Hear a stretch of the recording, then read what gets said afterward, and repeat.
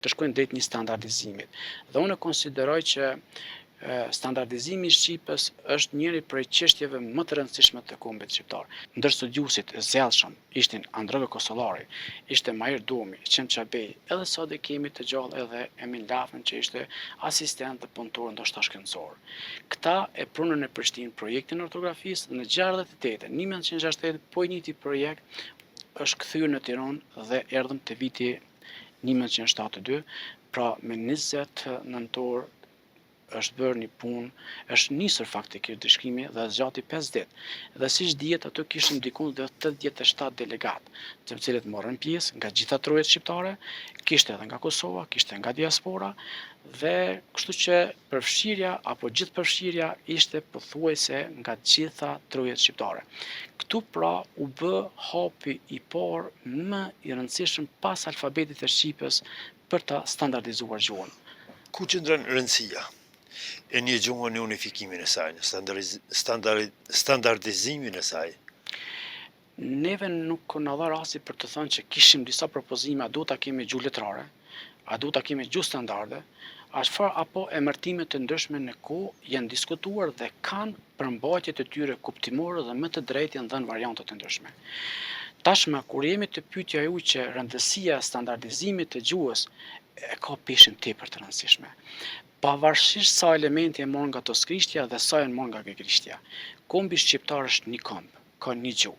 Dhe ne kemi fatin e mirë tashmë, sepse në kohën kur ne po jetojmë, kemi mundësi për t'i krahasuar edhe kulturat, edhe gjuhët, edhe shoqëritë e tjera. Kemi popull të tjerë, siç është populli gjerman, për shembull, që ka 12 dialekte me mbi 80 milion banorë. Ata nuk e kanë problem nëse kanë përzgjedhur njërin prej dialektit të tyre. Apo kemi popullin italian që kanë me 14 dialekte, apo sot e flasim të gjithë anglisht dhe shohim sa variante të gjuhës angleze ka, po ka një standard të anglishtes. Shqipja me këtë fuqinë e vet që ka, me këtë kapacitetin e vet human që përdorimi, konsideroj që ka 2 dialekte vetëm me 9 dialektet e saj dhe përzgjedhja dhe standardizimi i saj është bërë tepër me vend. Është madje tepër me vend. Unë konsideroj që në gjitha rrethonat që ka qenë sociopolitike na kanë vonuar për ndryshe, unë mendoj që është bërë tepër mirë që është standardizuar gjuha.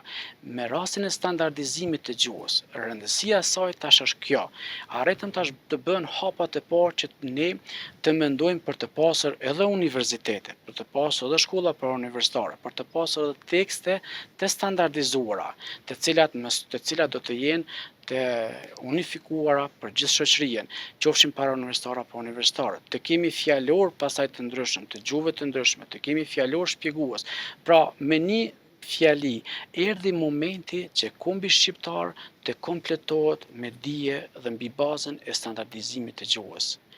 Në mungesë të standardizimit të gjuhës, nuk do të kishte pasur mundësi që të zhvillohet arsimi, për arsye se nuk do të kemi mundësi të kemi të hartuar plan programe si duhet, tekste si duhet, fjalor si duhet, dhe normalisht do të kishte zhvilluar jetën ashtu siç kanë zhvilluar para luftës së dytë botërore, ku në Shkodër, shkodranët, klerekët shkodranët kanë përdorur alfabetin kryesisht perëndimor, shkronja latine, por mes në tyre kanë përdorur edhe shkronja slave dhe shtypshkronja të ndryshme kanë përdorur alfabete të ndryshme varësisht nga prurjet dhe qëllimet e tyre.